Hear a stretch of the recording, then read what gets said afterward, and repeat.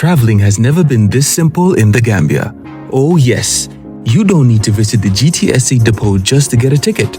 Just download the Yona Wallet app today and enjoy hassle-free bookings. With Yona Wallet, you can buy your GTSC bus ticket right from your phone, anytime, anywhere.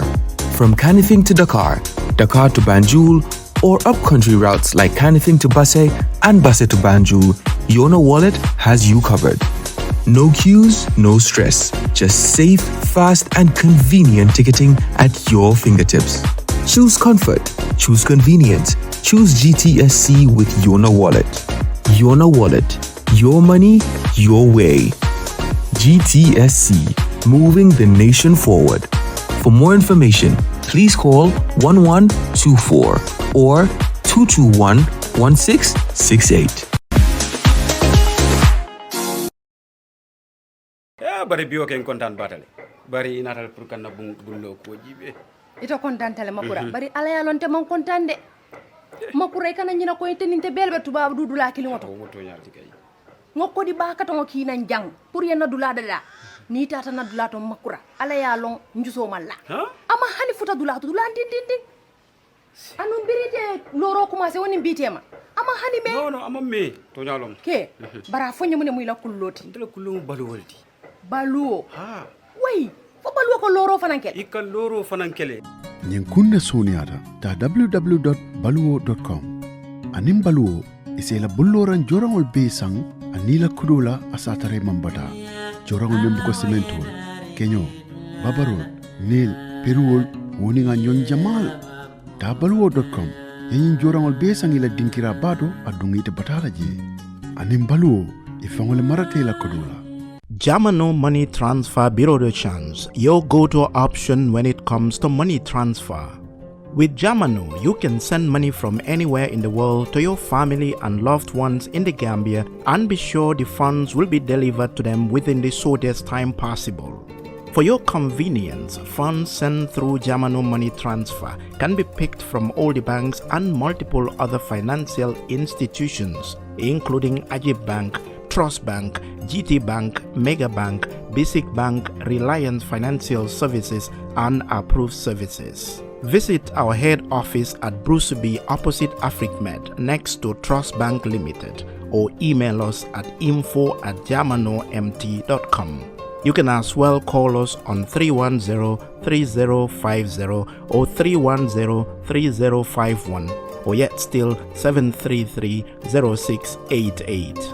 Our opening hours are 8 a.m. to 8 p.m. Monday to Saturday and 9 a.m. to 4 p.m. on Sunday. Jamano Money Transfer, your most trusted money transfer service where customer satisfaction is paramount. When you think of a simple, fast, and reliable money transfer, think Jamano Money Transfer.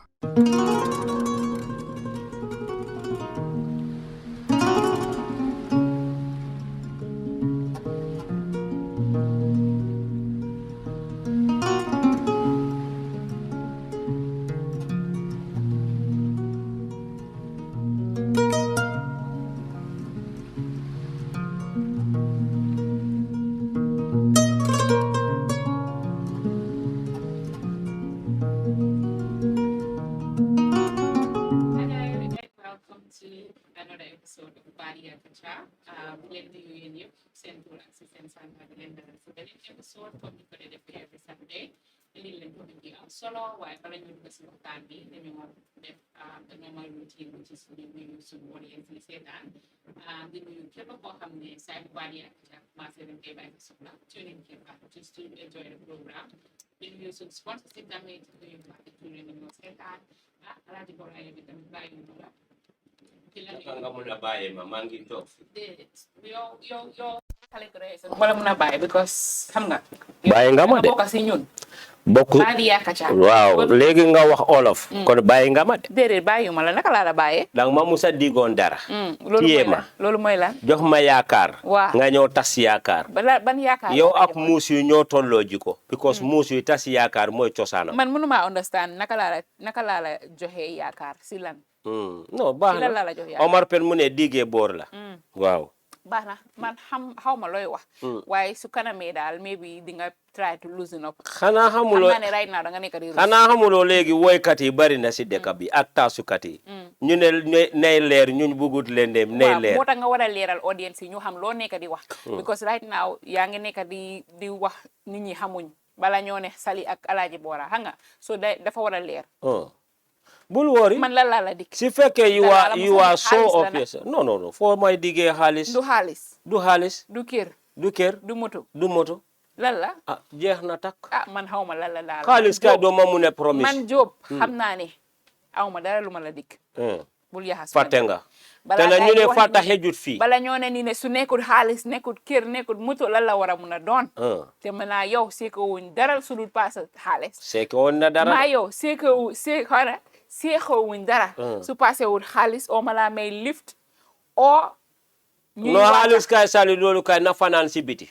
waaw man ak yow waxuma si kanam de kon tey doo ma mun a diggee alal ma laa dig alal waaw waaye last week de maa la yóbbu fayal la paas non faylo ma paas ma te ma la fayalee lan nga ma wax gën a ma soo daaw ma lépp nga fay daaw ma lépp nga fay ma waaji góor bi ma ne ko suma xaalis la lépp daaw ma lépp bàyyoon na ngaa dox daaw ma musa lépp fi nga jënda ñu tural ak sa doom ñu tural ma sama doom musa lekk ñu tural yaa ko jëndat ñu tural ak waaw ma doom du dee lekk kenn du nangu loolu man sama doom dama ko defaral leb nga ma kasa leb na ma kasa leb na ma yow leb na ma defaral ko mu lekk waaye kasa leb na ma yow leb na ma ñun fii ku su lebut fii mooy faatu yow loo am boog ñoo lebal Alhaji Bora yow ñun ñoo la dee may right man ak kasa xam nga may right xaaral ma wax la gis nga àdduna mun nga may nit right si moto mu ñëw leb la nekkul ñàkk a yore moto moo tax yorewuloo dara sa poos am na ñoo xam ne sax jëndiwul moto amuñ moto kon waaye ñoom mun nañ jënda borom moto yi xam nga moto nécessité la yow xam nga loolu man bañ ma loolu yëpp waaye lu ma bëgg a wax mooy maa kasa musuloo ñoo lebal xaalis bu ko farleel nekkut fii non kasa nekku fi tey kasa waaye musuloo ñoo kasa leb na ma yow leb nga ma waaw ñaata la la leb du ma ko wax fii amul benn njëriñ nekkul diga nekkul diga dëgg la musuloo ñoo lebal anyways nuyu naa Fatou nuyu suñ sponsors yi comme ni ma ko waxee rek nuyu ko di brand ambassador foo na moom mooy brand ambassador of Jufre waa Fatou Touré de moom comme noo ko waxee armoram bi yëpp fu mu nekk nii non Fatou dama ragal su yàggee sax Fatou Tobaski dina ñëw dina sol garam buba Jufre waaw definitely Musa daf ko printal Jufre xam nga Jufre def ko dee téye Fatou ku mun sol la nag sa kaatuma su solee t-shirt Jufre ba interview fii intellectual yi ko de wani dafa si Christopher Amampo la xawma nan ko de o CNN kooku laa ko de xool mashallah nag bari na Jufre collection yi kay mu ne Christopher te jàppale ma Amampo CNN balaa kotan pesi am na ñoo xam ne ñoom seen liggéey Christopher is a male turi góor la turi góor Christopher Amampo you have never heard a woman called Christopher donc ko de wax Christopher Amampo dama dee dégg waxuñ la Christopher Christiana Amampo thank you very much Christopher góor la you are right ma bàyyi la nga nuyoo su ko defee ñu non nga ne wax su desee si yow am nga loo bëgg a wax am nga loo bëgg a wax wax naa la wax ma ne la anyway man gis naa góor bu am tur man gis naa jigéen ku dee oo Ousmane waaw loolu laa la bëgg a wax waaw man gis naa jigéen ku dee oo den ko dee oo Ousmane ngoo jëlaate ban nga mera fulool ka wukale gis naa tam am na yeneen soo demee si yeneen side nga gis ni den dee wax jigéen suntuku ñu wax góor tam suntuku o suntu o dandang góor jigéen dandang góor yi dandang gis naa loolu waaw tuur kañaleng la tumbulu loolu góor la xam nga kañaleng is part of our culture te na dafa fekke ni it was here mu ngi fii since years thousands of years te nag loo xam ne la léegi nit ñi indi yeneen kañaleng tam baax na dende indi juboo dende indi xewal dende indi kaf dende indi reyante dende tax ree jelo yàlla man surwa kan mamoy nga wax lu leer waaw non nit ñi dina xam Bora man nin kolam kañale ya diyatale e ka moli diyandi e ka sato diyandi e ka community diyandi adi kana traditional ni na adol fanan e ka samba nyatole e ka kinna society fanan ka ke kilenti e ka mol fanan ta e ka unite e ka mol ka funyoma mol ka tuluni jeloli ke mol ka nyomoy mol ka sai ya badiya ka dia ñu fatam function I heard ne dañ dee mun a def tamit jigéen yu ñi nga xam ne comme they are having complications to give birth or come they're barren. I don't want to use the word. But come then they want to help those women. I don't know how true it is because yalo lapta ku kilin na pole yalo xam amna amanke ka fo mu kanyalanti nyaka kanyalen because in the provinces in some societies you call them I don't know for TBA traditional birth attendants sol fanambe kerin mil fana yalon ko alay so moli ye londol so I specifically know somebody ko hamne man small I've witnessed it then dem bo fofu nonu because anytime su bi def lem miscarriage so gaay den ko recommend pour mu dem si kenyalengi ñoo fana den ko sanga gaay jox ko dara mu nekk di ko naan mu nekk di vomit bu mu ko naane mu nekk di vomit so after a couple of months she nakale conceived but gaay den ko jox tu lala mani okay that's not her name ngam moli jele mil yalon ko ntanga muso jele mi yalon ko ka dingle mang tilinga yalo ka sodo mus kono ma dinka fenke mero lo mu nyenti ya commande la nata dinning tilinta kak min dal la janno bibita loptanol te yebula scanning machine ka londol soto tale mole londol soto londo man na nyenda man na tubabu londo janin tubabol kanaja mole wulukan definitely I feel like before European coming to Africa mole wulukan and what more in those days you hardly had this birth complication or miscarriage so la fonko because memu janinga dun kacha kono is important we will have this thing as a special program jang ntelu nyantale ngana ado fonka nga fata fiya fonka folo nga na dino folo fonka nka kuo doli ke manya na kol ke lolu nekur suñu ada ñim baby sawanyol mi mol ba ke kanteng nte ka ko ñente la kote nun to nin kono be musu kono mala ke bal ka protect le ke bal ka ma koyle annum fana dulal le bije anyanta fintila watol mi nanin dan dulal le bije anyanta ka minke bar bi hani mo fam mol fal katariye fam fintindi la nin kono bela inin ko ye labi wo somo dol katamale no wo fana bi nin dol ye kono hani bi suto nanin ko ye la wo somo korda ka ke sumin puloto fu mu nekka tufle abe dajo fa amna lemuna kumumbe do mala jana banko be do mala jana I've been seeing a lot of young girls coming out come soon conceive like they go on TikTok their content is they take you through their pregnancy journey so every day that's very bad. Today I am 10 weeks pregnant next week today I'm 20 weeks pregnant I'm 21 weeks you know you take people through your pregnancy journey. But then those people too, they come out safely. Then safely, but I'm coming for niaje big sali. Bi kamela musobe wulula fata musolbe fe ma for kolbe kerina bar nunto loptano le mansia musol ka wulu na koto musol ka wulu faroto nyobulo ko ne ka nyotimuta alma tulandaye musol ka wulu suwo ko mo mi wulu ta suwo ko wala siara wala na fawtu mo ba certificate ol fal buka soto no ko ba bar you hardly here ko mo fata because memu nun kono be modo lete do mori fe on lonna e nyanta min do mole malo e nyanta min kele malo even after birth remedies ñu ngi fofu noonu nga gis tambo sun yaay kati ñankumo jambo sun wasine ba pare dafa am yenn herbs jamba katam furujal bi je kati ñankumo bi je so you barely heard all those postpartum depressions and all these things ñun youth ñu nekk but like you said this is a topic for another day so jambo lu ñu ko ko ro bi je nka duto ala le de bar alay fata fiya bar ko be africanoli their things work for them bar ñu western ideology ni ñu complex min nata teng abe dindingli batande la bak e ninjante yeb foyla ado fanana tubabu ado fane masoto tonya mafo mo kana western idea baraji beba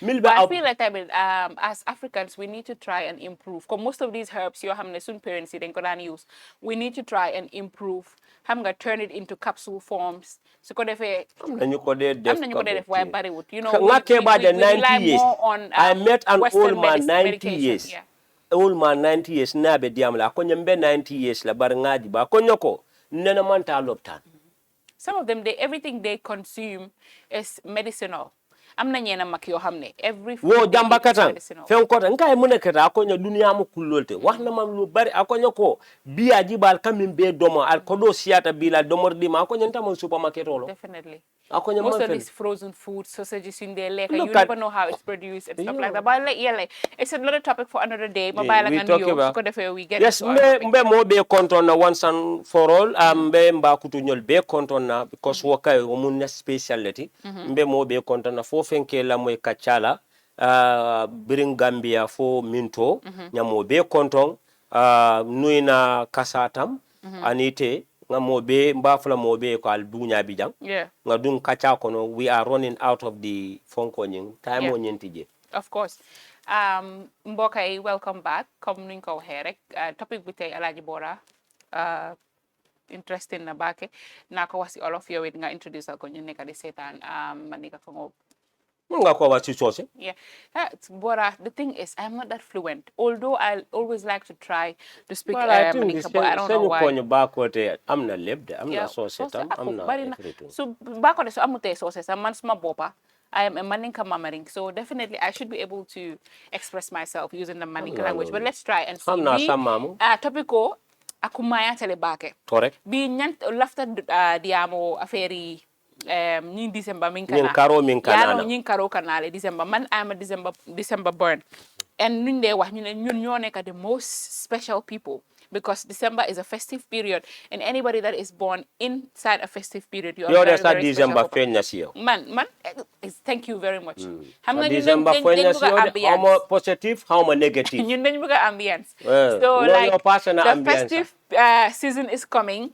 And gis nañ ne comme it's a period boo xam ne everybody get intense you know because of the very activities you know a lot of people always want to prepare ahead December bi su moo ñëw events su ñoo dem activities su ñoo def which is causing a lot of harm because we are seeing a lot of young people tey su December bi dee ñëw because of these activities daf leen dee jaral they get themselves involved into so many harmful things or so many things yoo xam ne hazardous things it's not even necessary comme yaa ngi bugga a lot of clothes this December you want to wear different type of hairs because you have different types of occasion and you are not working where are you expected to collect those kind of money pour nga muna jëndal loolu noonu so xale tey when the festive period is coming daf leen dee jaral ñu jaay seen ngor Alh Bora what's your take on the topic today wala mu toñati bi dia mobe dami wala mu eko December ngamira français ko décembre Charles ngamira décembre ndel ko December yo bari yemem foja wolam nyinti ko when December is fast approaching and coming or just near at the corner or just by the corner December manke problemoti December as a month is not an issue here. It's just like any other month. Yeah, it's just like any other caro. December mu December leti. Mole fanke December ti bar December manke December problemoti moli. Comme ça mbe men fole ala man fenke jonle man minno. Yalla tegut dara suñu kaw lo xamne duñ ko mëna yobbu. Ñu ñodé enu lo xamne duñ ko mëna yobbu. Bar ala man mo batandi. Allah is fair and God is fair. Ndabe tula fair la drong. But même problème moti December naka na social events ol kasiale events ol kasia programme ol kasia yo wo programme la kana unnecessary social competition or not among the younger generation I do know not okay many people they have what we call misplaced priority akake dindin some dolka complex lesson some dolka peer influence some they are carried away by their friends some they get deceived by people dolbije welcoming is not the truth but false impression like a dolfa and dolfa nambije the kalafila to impress people about itelbe nyame whilst that is not their natural habit so ninyimbe ya be kensung ya be kafunyoma nine mol batandi ko December because ngajal ko the period of December on time oti wato minna the diasporians fananka lifol ta ika fonyondil ta to come and visit the families and the friends doli la musolu doli ke manyo la ni mo kotel ngol fananjele akana tombe wato mina tubabol jama fanan bije ke la lifol plan wala la sanka na yele male Christmasol mi al ko schoolol ka soron dulal ka soron karambul ka soron midterm sol ni kula mol ni digli kana tubabol kana tourism la so akake minti akake banko kam fennete mi yalon ko wato banko ka dule aka humbale aka kulke aka lively baru wa lively bakana ke dole lively ta ka ke masibeleti so ñenam problem mo ndanga fo mo len ko nin December kana is now a culture and is now a tradition but this culture and this tradition is going to detriment abekele fenete mi yalon ko many people's life be put like into danger and could be detrimental upon their lives adum bi wole be keri non to Gambia ma millo wole be keri andu ite along nimbanko can be ni ya ratio jibe ya statistics jibe medical analysis sol ning report sol ning pundi sol ning expert sol kamembo the ratio of HIV nyimbanko kan mbe ka jele kamembo ne ni data produce tonya photo tonya sai nobe mobe adun Gambia dam mantoti so lundal kana wato minna ni nata jibe gala dinal kasiya wo wato le foreign artists ni na Gambian artists sol eventual kasiya sato kadia dulal kadia itoko ibe chongolongo tultota kele tuloto every event na la dresslom dresso dol dumbije damandia adu ngajala sai dress wafilal bebe China ni Dubai ni Turkey ni ndula beto TikTok oto mobe baba tay lila am so sele bin so ko solere ndiga bi dafa tie bi dafa yolom di dafa tight bi dafa dang bi so ko solere de kuruntu abe bulale nom fe sifa bebe wafila sa wafilal tata China mais so sifa bebe jang tulo sifa bebe jang safuno sifa bebe jang ini mole be diam ka be Europe nyanta nale ko janna ne laftale yeke ko Chinese so yekko ko menten ya wule ko tentulo tulo sifa itata do kula e mantari fenna imam business so itata fenna fente bulu ito ko be balula jaykati wangi nyungfi wow there are some no yale ka dunne sai they tell you December is coming semester yange ñew ko buga am jekar jina suma garabi wang bi nga nan ko some of them they even inserted in their yo bari yo minje ni ta kema nyanta nala next month ha foni e penko tade bar wo ibe mune minna min bela wan warandel because I kana mune ke ka false one auto do bi ja kurtumale ka min fo be ka je Facebook iko le dum bar ni nin kewta ta ni wura wo balo nale li nakla so même problème am na yena gor lo lañ de bugadi ha bar yalla ni neta ta so ko nayi wura bari lampo be je be lampo faale fata du ko ray wa su ko raye du hamdi su nekkee dafa wow yo man bay lolu su nekkee ne wow wangam bi wowut am na tuuti mu sol boobu noonu mane du ko xam nuro malo fo nuro ak pire du benna na nga ñoo daxandi nga min fo e sali ni aje December problème siata Gambia kono jang mbe wulula la danu la bi ni fintita sato kono mbe sa mintota aboko ni banna salo ni sunkar salo bakana ni fintita sato kono la be kata diari ne hanga la mo ma jahal sa December specifically is a festive period Christians ñoko de gina celebrate because Christian events that they tombe like Christmas, New Year's, there's a Boxing Day, the one day they kill the turkey, Thanksgiving and all that. Thanksgiving, that's America. Okay, I don't know whether it's no America. Mainly Thanksgiving is in the US. I don't even know. But why is it that Muslim? No, American. Muslim ñoo de gina practice. Homa, you did not participate in that activities in December than the Christians. No, even Christmas and New Year's. That side could be too sensitive. Wala na mala in somehow. Niaju be sometimes mantari jang kamo discriminate, mantari jang kamo la religious belief ka deny, wala ke la religious. But whether you deny it or not, Christmas and New Year's for Christians. But ni ko ba follow nya. Ni na ta jube bi, even jama fa bi je bi New Year's ni ta Senegal me bi celebration lu misir me dir la kasiyaje. Ni na ta promotion ni wantero la marché auto misir me julo la kasiya. Ni na ta ku jamal. So yaro wodulato wo misir mo le nyanta ke fanye nin kala. Bar nyindo mbe diamu ka wa fam na min. Misir mo dol bi je they can celebrate the December. They can celebrate whatever. Ba untel da malle be siri nkata nyoya ma foko moyo ta wandi dino batu wala kudo fo bar misir me anta misir mo to ndata na dino la so wandi dino nta criticize la bar lafta kadami fo molie bi ni na taji be kanyim min fo misir me ba misir me tana ban kadami fo bi do bi ja ka sunna ka sali aka December nanat asita programme to ayta event solto baraka fallon na be danna dami hada madi si kuwo ke bar kana dan na tambo kije hada madi si kuwo do ke kana mol fana jebe kuwo ke ka imalo muna na mol be nyun kuwo le te tata dun daje sal ni na ta jibe menyin time o minto bi most of the kids start al bi dindin kensan bi e bunjangal leta birundu ma fosanto ibal ni fal bije ini ke manual tije nim fano kete they go out and ni tata klopol te tata dula dol te bi sunkutin dindin meren han kamban you see dindil ka manya min ka ni ka belief min sota ni ka concept min sota idea min be kele be dololi min ne be ko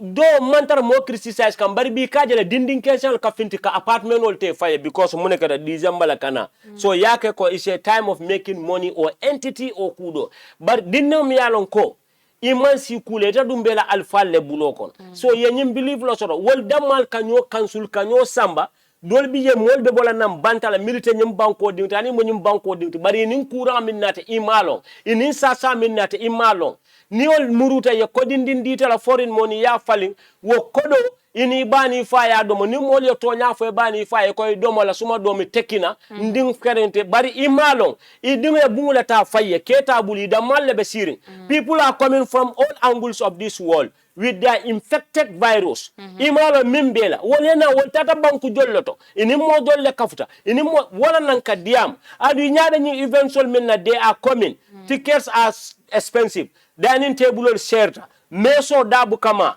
muso du nay bayo min dum programme doto comme ça ni abukala ka dum dula doto nay bayo dum programme na la bayolom ba ko dol bi je ni ol da foye be borlal designer ba ko dol bi jol mu 10,000 plus let adadi yarin ma fa ñun 2005 ba ko say mol bu ka so mutala because musol dam mal kalu ne ko ila ting man garantie so ite na o beke event na da na la programme lo imina la banna kule kela imanya na minkela ibite fanne wafila adum bi kew jama bi je bu ka mo so free na tonya fo nyoy you go do me I go do you money follow you banana follow you Nigerian denkilana money follow you banana follow you mole Davido lo denkilo mutaminde plantino minka wafi ton table abe banana mi mayalo the middle point abolema so hakil tuole be molu buru ni diamuta mole ka bi Gambia lon banko ti dame alon ko control tala mol kadunta lay banko kanjane ka finti mol ka bonan dunia dawde ka finti control ta banko la banko man security sabatiring sota nyanta sota la nyami all kinds of people are coming into this country ada mankoy ndel mandula sota nga janda man sot so nita man natural resources soto la banko kan adi te lafta ka balunya do ke la banko ko be fon ke la resources ti la banko kan you end up having disease bi ajibe ba HIV la rate mo nyim banko kan ko dol betumon ka banku dol lo moy Africa but near list of bondi a regional foe 5 regions in this country near be foe nata be at ikal noko we are in mess so wala nko moli ya kiloto sisi no fela kana mo sifa be kana dol fal bije nita te ka fala Gambia is a sex paradise ngaje jana mojo leo fojang we the bank ko e finti mol apologize munana mol te hagiloto le fanto ninyin December kana moli ye dingli mara ye diamu ye dingli ye bari to ko December la ba kanan ito ko ibe tulo lesson ibe fenda ko len lesson ansal you are not working what do you expect ibita kule kala mi alon ko manyana kala ibita kule kala mi alon ko sama sini isi fo la life la wala ye courant di thousands of Gambians because milikane ka di la nol me futu mina futu la Gambia no leja wobita di la mo jolle idil si courant soto mo do ya soto ke generational traumatic so wala nan ka fu nyoy ko nin December kana mole ya kilotu bi ni dunta social media be promotion ole be ken ha doli bija wala discount like e ko wante rolom December la kana mole ya jele tickets are now in selling in advance sol kasia Gambia artist sol kaso kasoto wo betata is a source of income and revenue for our artists bari akana muneke doli because dol bija wol malo membe keri wol malo dunia kata nyami dol bija imam min soto iko dia ku ye ba soto la walete aje well, at the end of the day it's a choice Alh Bora but yalo even though it's a choice at the end of the day the same at the end of the day will take you to the grave some of them are smart about it some of them are smart but yale susumota about nyawnya sali almambe ki sala harmadi dol bije buka nkana fo because bi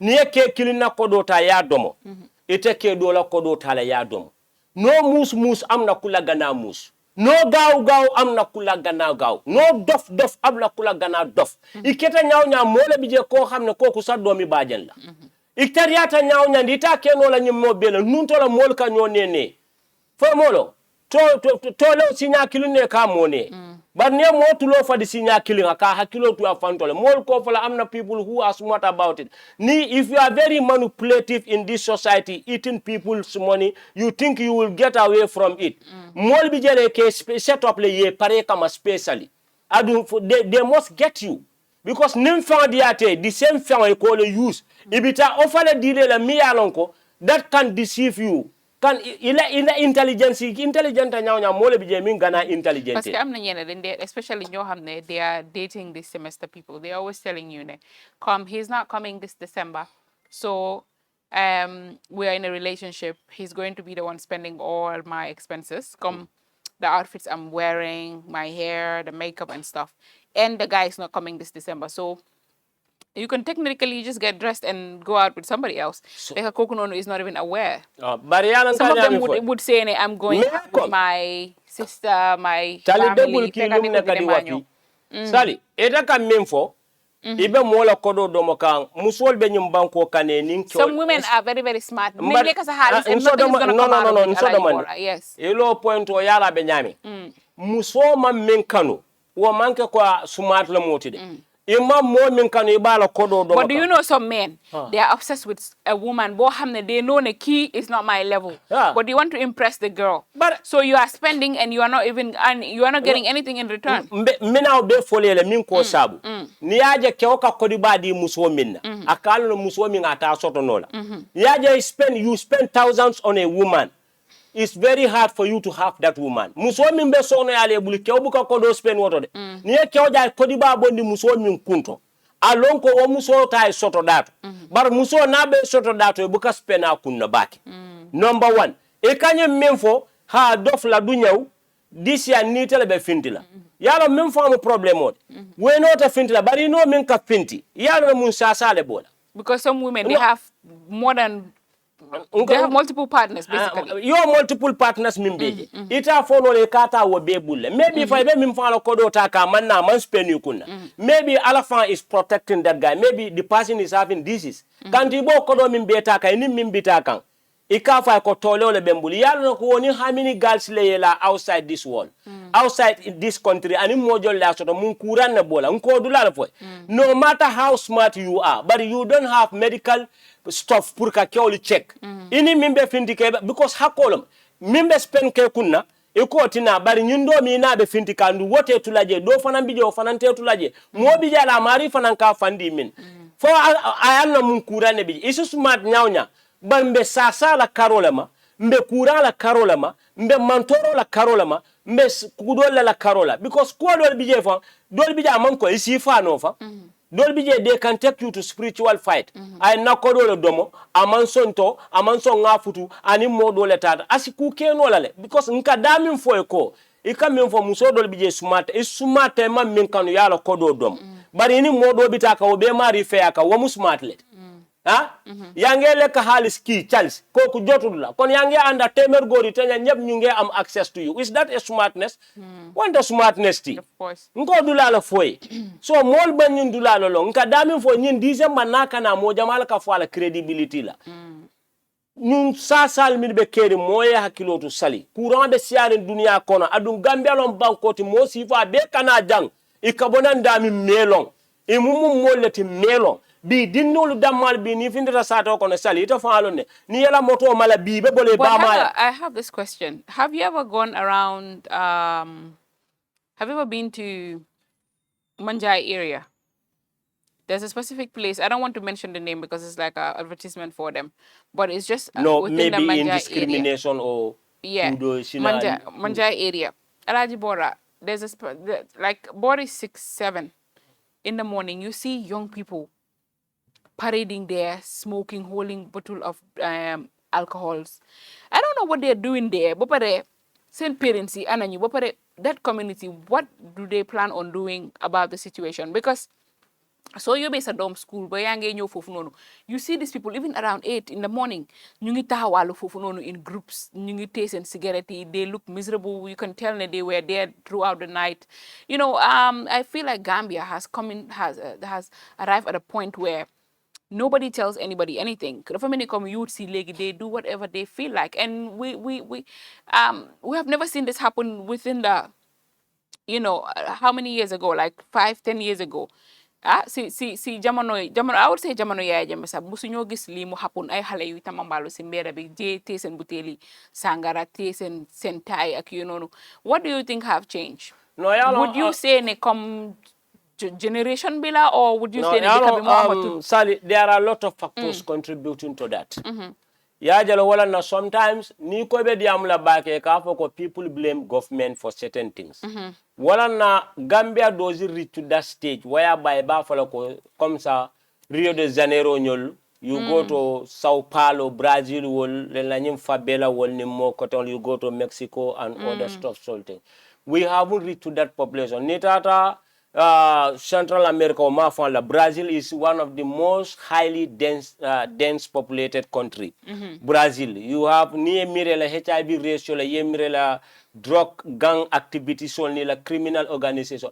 Alamantel tankala until man futo to fang ni furata da forina dolbije ni nata ka fala ko Gambia is a paradise ni nata domoro la Carola ni nata balunya la Carola ni nata kujama living na Carola but still ntelbe kumboka wala na sometimes niajibe if you have a government that is very concerned about the welfare and the well-being of their citizens sometimes they try and remedy this kind of situation only ka remedy nole e ka mneke sometimes you create lot of employment opportunities for youth ye recreational center create you create job opportunity for youth because dol bije nini diamute fankal no ko modo bije a karanta la jita bari ay kayto min so danim bankola alhalo be nyami dol bije they cannot withstand the stress e bu cast a situation o nyentano but most of these people man nyuma de gis I am I am just coming yalen kamin fonole e ka society dol jele ning banko dol bije million ko organizational ning government agency li kakele e kata slum sol kone ka molta nanje e ke integrate into society ke integrate into things me will refine their hanama diun lomu you go to the dustbin and your waste product kota ya samba to the factory yake a new brown tinti talk less of a human being with the 5 common senses hanama diun do bija man sakunda nyanta kila mole munati source of counseling and guideline government nyanta kila mole woleti sometimes nimbe manyane man sakunda nyanta tawla sitla sometimes muna yenyum problem o bejube yama nin drug addiction ol thing mo lañu lo ñin silo kan mo le sometimes nini microphone o tata yenyil interview ni mo dol diamute e kal no ko something is wrong somewhere else 100% you don't deny people 100% of their attitude wala you blame them 100% sometimes mo lo muy fanalti maybe maninkol ko niajo kube kala kule ya sabu kule ka ke sometimes na society fana Africa fan near mira the level of corrupt state official and rampant corruption on America Africa destitution on America Africa and poverty min mansakundal kala Africa kan asakina people can get trauma multi traumatized multi kulike manya na kaminke wala na Gambia does reach to that stage e ka previous years all memfo Gambia otumo manyilong mansakundal ka katale ka kuoleke phone sol bondi. But would you say in those days, maybe Yaya Jammeh dafa indi one some dafa impose on certain things so much that parents were intimidated that they take care of their children? Because at the end of the day, all these kids, am nañ wajur. Understand? Where are their parents? Why would you allow your child to leave your house certain period? Si gudi be suba gisulo ko te yow ona ni sa dom bi is not responsible. He or she is probably outside misbehaving. Sorry, eka wajuru memfo. There's nobody that falls from the sky. Malam fo yo. Mo alala ka hadama ding da bari la sababu mu hadama ding leti. Foto tonyade. Mo buka mo da kana tu dunia bari ka mo guide le ya daji kandi ya mako nga helal ko ya guide ya londi on the right path.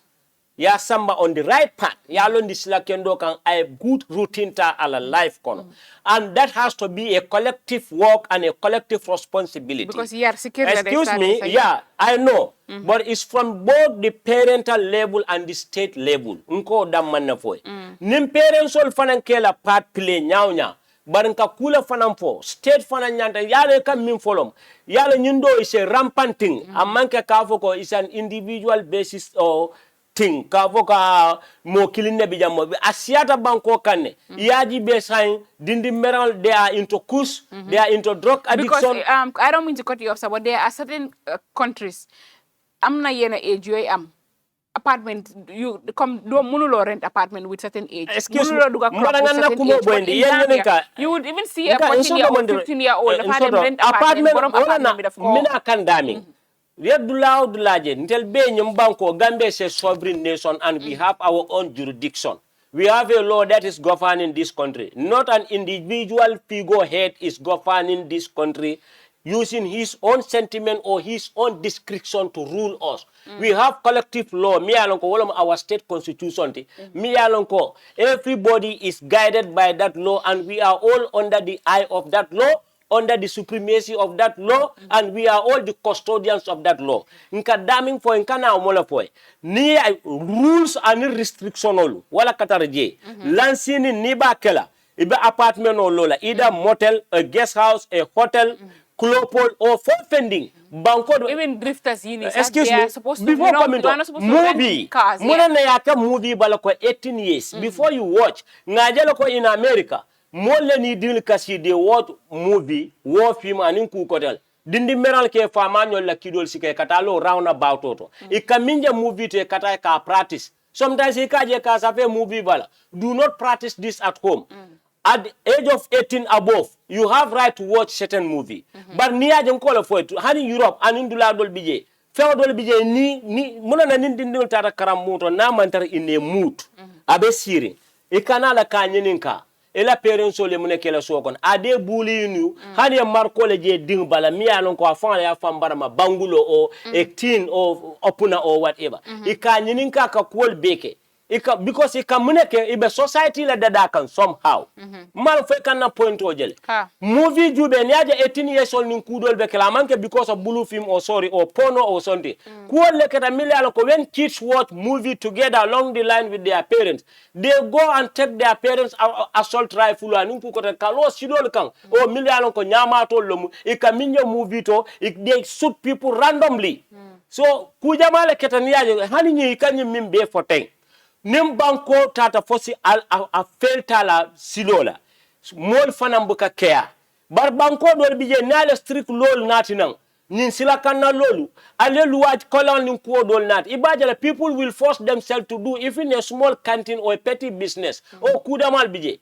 kodo dol kana banko kay kanatle kadi man sakunda la ka funding ko don tala pour ka jula yake mille fita ya kara ye gara sol yele mille salono kara ye gara so yele there are those funds mil kadum banko kam baral damale motobal sang ali yalla musol nal din samba america ali kordallo funds sol bijane million ko dunta banko kan anyanta dila agency la ni government agency ni community ni society ni ku kotal kamol karan kamol kanyo orientation o lakta wala ngada min foy orientation is very important nima orientation o soto la banko kan imam banku din la hakko dila anga anin confusion o frustration o ka kinale mol ka misplace fonko soto ike fam misplace kulo ikabo from the reality le kata into kudo la economy alo amambete to nko wala point of fighting delusional basically very good ngani no foide ban ni na tar ko modol bi je skill sotol de dol bi je muno soto bar sali ntanite be ya lonne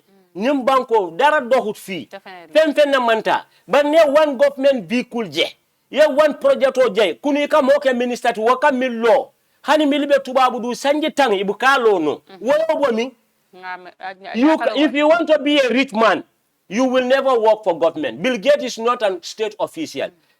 Amazon 1994 la my start. But you could tiba mil beja dunia kon. But Africa janom politician wol ni drug barum sol ni drug lord sol ni cartelol. Iteleka ke koditioti because they loot, they embezzle, they corrupt the state. Ika kodo sort. And ika kodo mi loot, ika mi beke. Misuse of public funds. Yes, those money should go to the youth.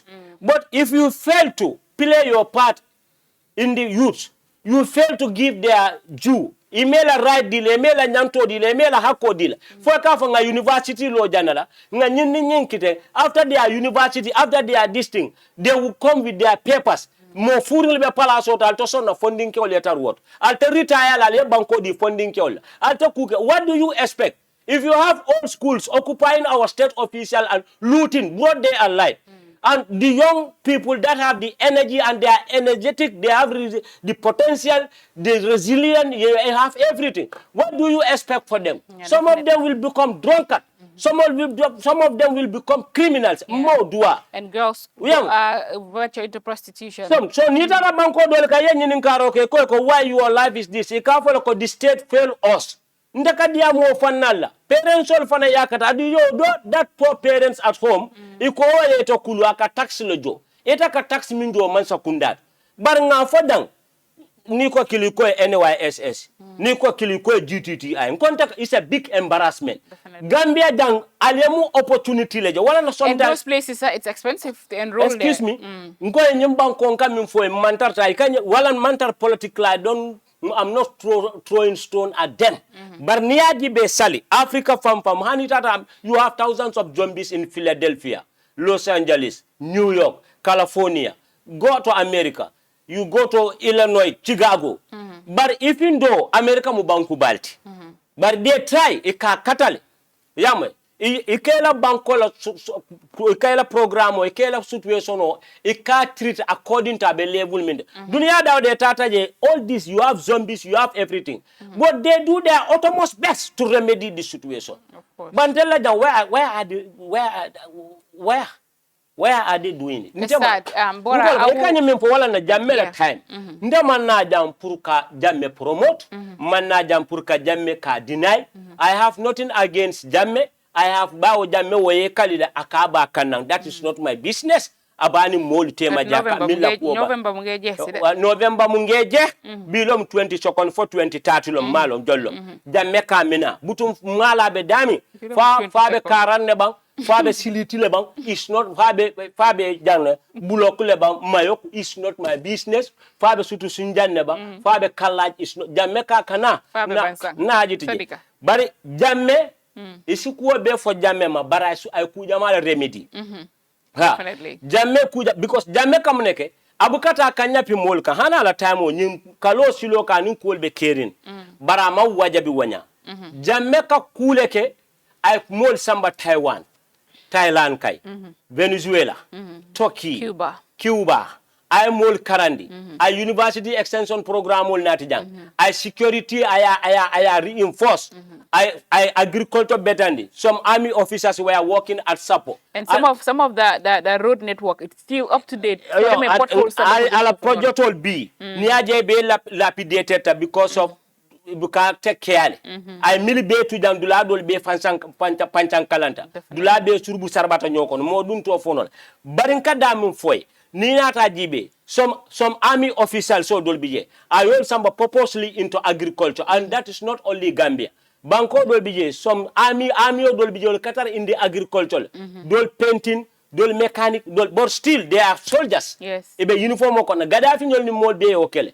Banko dol bije code benar NYSS nat janne GTTI was good, MDI was good, university extension alhamdulillah. Programs were and nu fana ni nata jibe and the education was quality. WHO there was a time Gambia for a recommendation of our health and the military health minister tijange lonne wole merit min soto dolbe international appointment na manjare nge tofo jamme be ko be le folay hanni atar ko you have primary 5 certificate you will deliver o yeboje waleta 5-star banjun jamme mo sival jamme buka undermine wala na ka foka I have electrical broom jamme doesn't believe in credentials, he believe in what to deliver. And he delivered all day. Because Munekana, Jamea Itandileloko, I am not only a leader, but leadership has to go by actions. But not only ceremonial or red carpet. Laying foundation stone. Yes, Amanko Wodamanti. o kadula kutol yele jamme taman kotide jamme is leader by action definitely ngo jala kuotol so ntamantar sirin janko I regret his departure ngajelo ko ala time wala banta anda nyanta ala mutala wotol do fanam bije yeah we have to move ahead but move with somebody who have vision and know what to do Bora I'm going to come in here because just to remind people that are watching we're talking about but I know, but more in the watan. We're talking about the issue of December. December is fast approaching, and some of the activities it comes with, how it affects young people in the Gambia, which is why we're talking about halay sidikabi nakala things nekadi dideme and how government should find a solution to remedy this situation.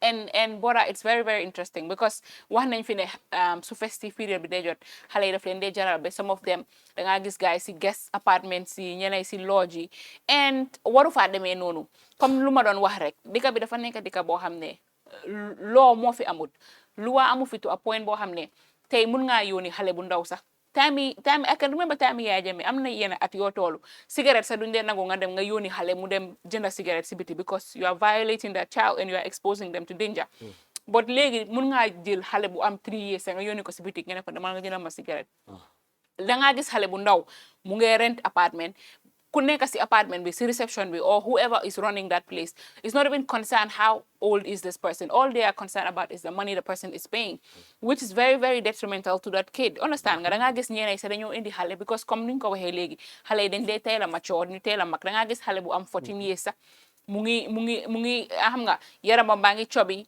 mu ngi reach puberty puberty at a very early age nga fone kooku mag la you don't even care to ask can I see your ID card pour nga xam xale bi whether am na at bu mu war a use apartment boobu or hotel boobu and loolu moo waral comme ñaaka rules and regulation ak loi si dëkk bi moo waral ba tey xale yu ndaw yi dañoo dem ren moto di drift si dëkk bi di rey xale waaye am na su doon ne dëkk bi dafa nekkal dëkk boo xam ne soo amutee driver's license o amuloo certain age doo drive accident dina wàññeeku soo amutee yeneen age duñ la allow nga dugg si biir hotel prostitution ba HIV rates bi dina wàññeeku because xale yow dofuloo nga ne nga indi góor sa kër yaay ak sa papa foofu ñëw fanaan fooy dem defee li nga def rek mooy si lodge si ak hotel wala léegi bu ñu sampa jeexut waaw on completed building moo tax incompleted building yu bari fii du ñu jeex di moo tax comme loi dafa war a am si dëkk Alhaji Bora dafa baax trop pour loi am si dëkk pour mu restrict ak mu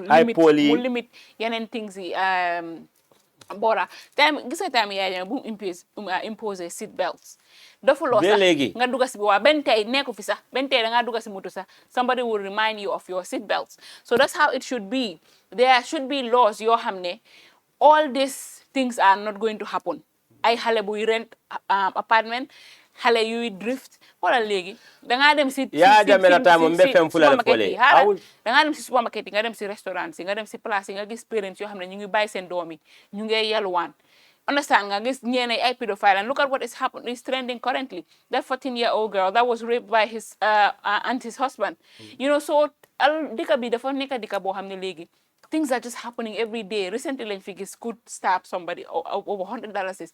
You never hear these kind of stories. Then Danglan Dega, but not like the way it is now. And it's a cause of alarm. Something must be done. I feel like Sally laptop. Sorry. No, carry on. Yalone Gambia. Sorry for my this language. But Sally, kabobna 2016 na kana sign tema. Gambia lom banko ti dami yalon ko droko min kadu nyimbanko kam moma hapolo. You hear all kinds of drugs in this country. It's sad. Kids are having weapons. Jorabe mol bulu. Mol kata mol kam fela bun kona kamol fa. Because sala fora mandi abar Gambia jam droko be li pari nyin sata ko na tep. And the young people are the user of that drug. Gambia is not only and we have a drug law enforcement agency in the country. Yeah. But drug law enforcement kajere ka drug ko mutajang. Broad daylight lom jang. Broad daylight banju Gambia la poroto jay mafoko. Drug ko bota Honduras. Ka drug han El Chapo nyol ni El Mencho nyol. Milbe Sinaloa. Milbe for Petito lombang Mexico.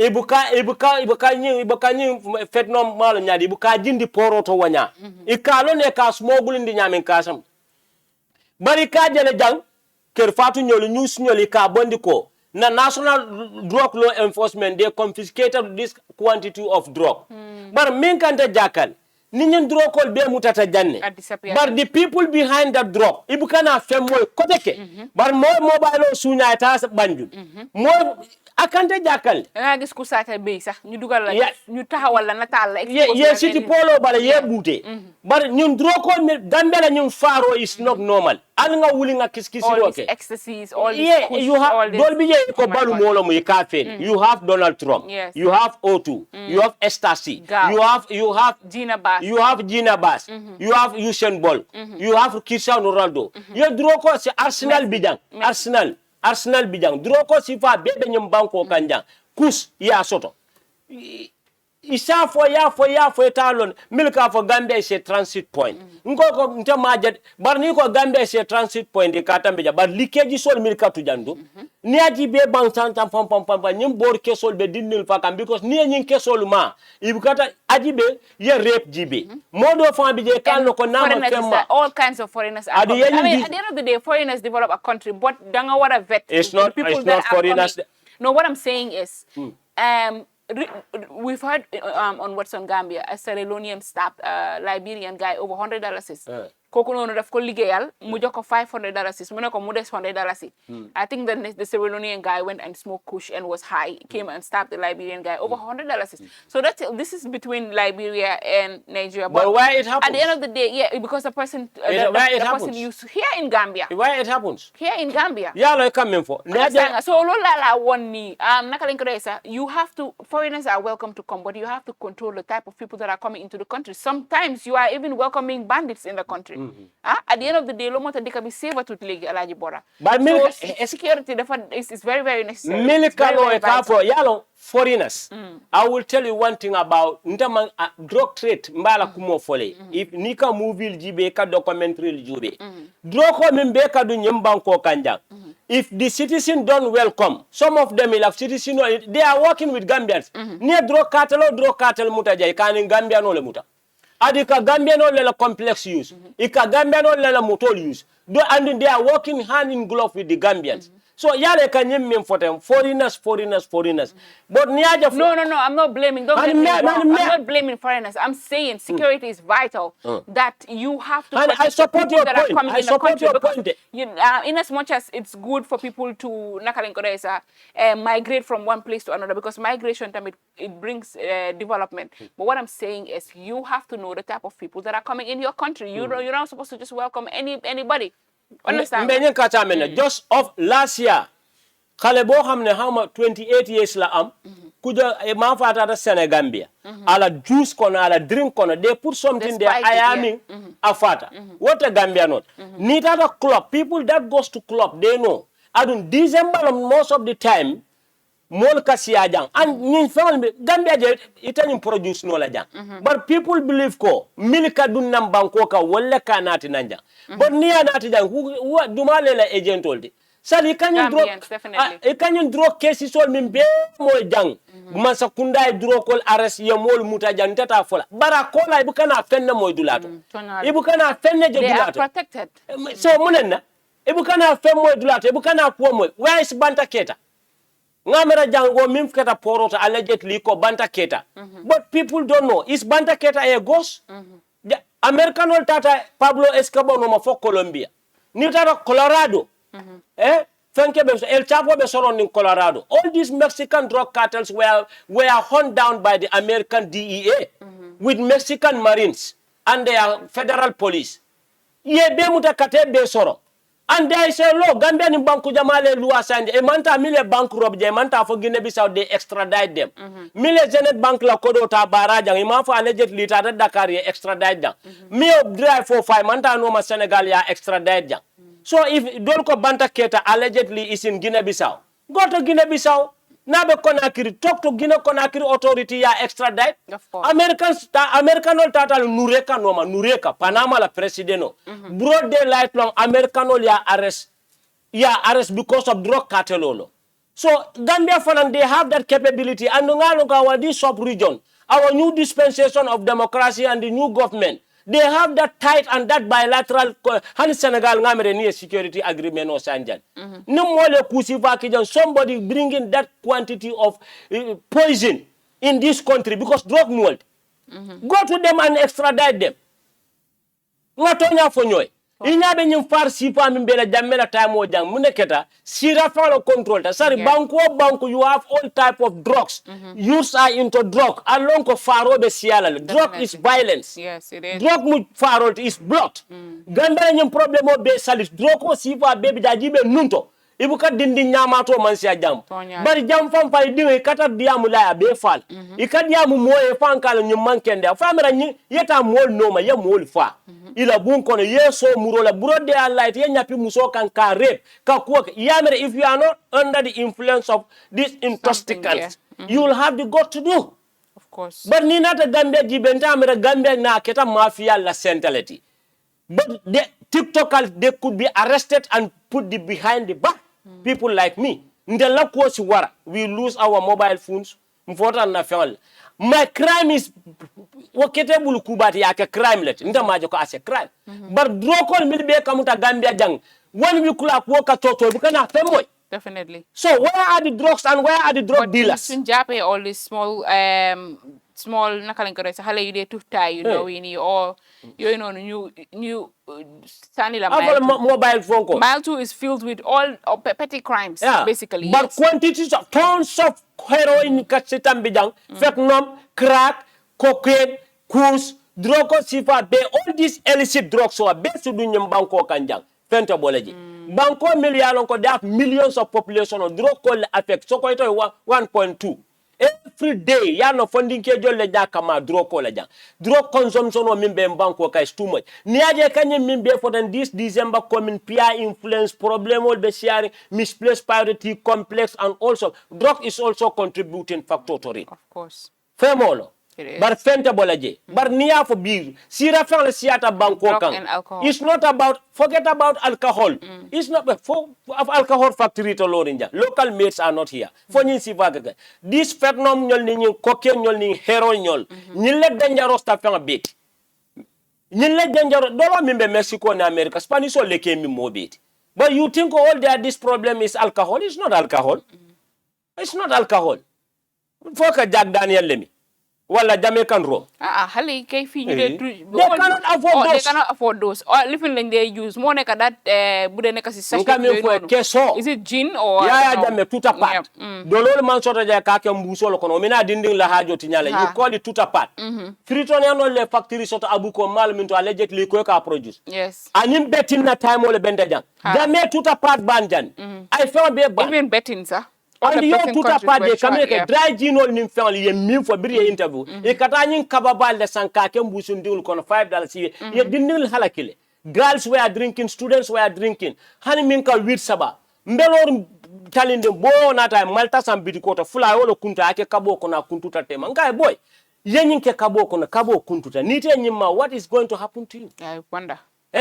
So banko e kasira fang jamena la tonya alcohol jang amanke ko is illegal ima ban because ni na dajibo all these alcohol importers they pay tax ima ban. There was a time some people were some security men were going around arresting people ñoo xamne they were smoking shisha because you know they mentioned that a lot of people were dying from second class smoke because the person that smokes it kokunonu definitely the person gets affected but the one sitting next to them are more danger are more prone to getting affected by the smoke, understand? So shisha tamid was definitely reigning at some point in the Gambia, and I feel like come at the end of the day we just need to fix ourselves.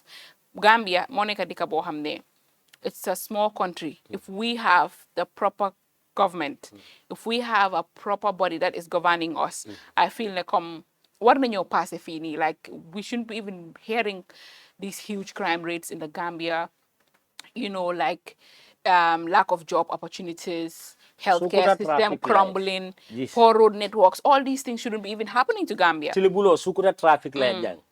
I was with my cousin Belori. Moe lance to la ta bar ngano ko that guy wo nya bele mata. Sali dab day gagne bopam.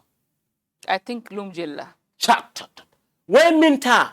Yamera noni moy problem o sota be menekel. Abe fala. Duko realize. Mon belor ne ka jibe. Yeso go. Ka resobleta ka balos ka adunia fo nyimol drug ni documentary jube ye drug addiction ojo. Ma trom gulta Mexico kama no Central America ka. Ako they are killing these people. You go to Indonesia. 1 million people you are rehabilitate. Every day 40 people la kafa. Over 3 million wote jara no la kotenke. Indonesia, drug peddlers are punished. The law is punishable by death. Every 2 kilometers ya safe ban. Ela airport or beji la don drabe safe rinje. All these Asian countries, drug peddlers, they are dead. They take you to the prison camp. Indonesia, because drug society letinya. And ndala mbanko kanjang. Sali, Gambia is one of the most loving nations. Of course. Smiling coast, very no culture na bari nina ta jibe kava democracy. Democracy tare. Billahi nimman samantol mako bari fondinkol nyabe makande. Ni kava ha faro siata janjamela tamo. Barala jibe week in week out. Drug enforcement ka droko jolle muta. Iye mimuta bari ma mimuta du. It's crazy. Feta mer yemi mam memutadu ni parete ko mol ye droko le jani ni be droko jani la Gambia be bendije medial be beng al mamol ye be mol ye beng ya itandi molla al ye kali ni mu cristiano ye bible muta ye kali kon kana droko le jani ni mu misri molti ye kali alal ko kana droko le jani ya kitabo muta mol nyaaya jo ko nyin kana droko le jani bar mol ka jel doron de tons of drugs were born were incinerated ndel ko doron naje bar ngata nga droko je lonnale lo ale international expertol natina droko e jandi nyala. Of course, media fan comes and cover the event. Cover the event. Thank you very much. How can you be an enforcer of a particular unity? You are driving a car, me along kofang, hani banko dolphin la celebrity buko borin. America, go to America. 3 minutes to go. What are you closing with? My closing is nya banko kanyaje be the younger generation is problemo be farin jang. Dindil bang, sunkutindil bang, kambandil bang, robbery be sharing, criminalia be sharing, in December bang, December tanoba. Gambia itself, youths are having problem.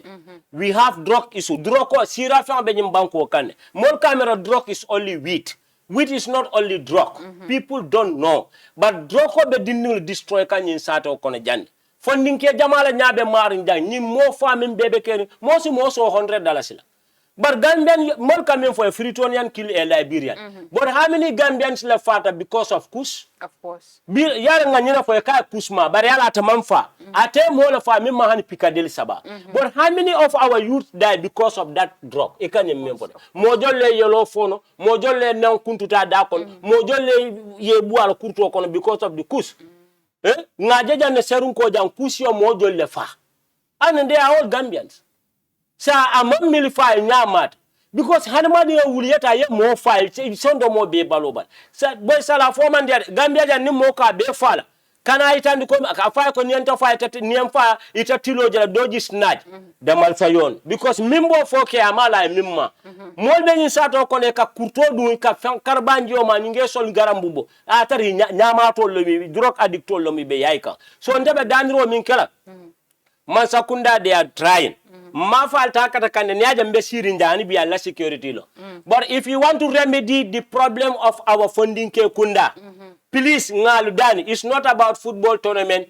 Minister Naja Koposika hand over 50,000 di mulati sato do. He support the agenda of this and that. We are not into that political business today. Name banko funding kol use are the backbone of this country. Anywhere mbe mansakunda danila. Funding ko lumbalu danula alal hakilo to alfanto musuban kebang ngajam fasira fiangla because nin sifa min be kere sai nin droko intel bela society tinya tomorrow nyinyo wara neka khalifa who is going to be the leader in this country jumalle be Gambia dadala ndingil be kala jide how our kids will be so kebal milbije nol tata ntelle nyanta taraje dole nyanta taraje but if those societies are destroyed wo mo be tinyata Slam banko be kala nyadi Definitely. Banko be kala nyadi so mbe daniro min kala wala nyinti ko man sakunda mbalu danula alal taw city ale funding kol mako nyin sira fang al kanyum problème me ko faro siata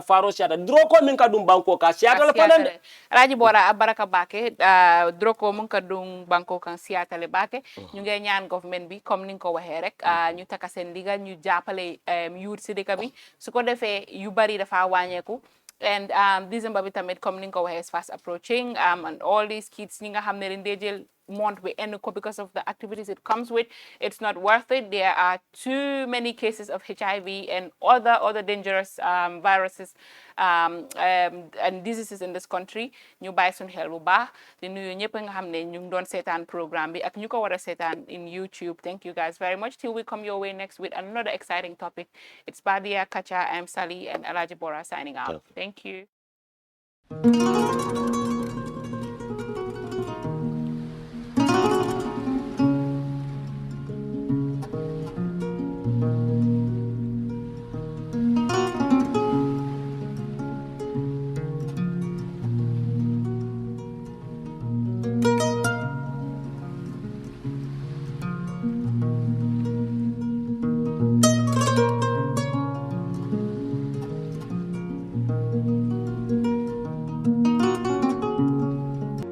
Traveling has never been this simple in the Gambia. Oh yes, you don't need to visit the GTSC depot just to get a ticket. Just download the Yona Wallet app today and enjoy hassle-free bookings. With Yona Wallet, you can buy your GTSC bus ticket right from your phone, anytime, anywhere. From Kanifing to Dakar, Dakar to Banjul, or up-country routes like Kanifing to Basse and Basse to Banjul, Yona Wallet has you covered. No queues, no stress. Just safe, fast, and convenient ticketing at your fingertips. Choose comfort. Choose convenience. Choose GTSC with Yona Wallet. Yona Wallet. Your money, your way. GTSC. Moving the nation forward. For more information, please call 1124 or 221-1668.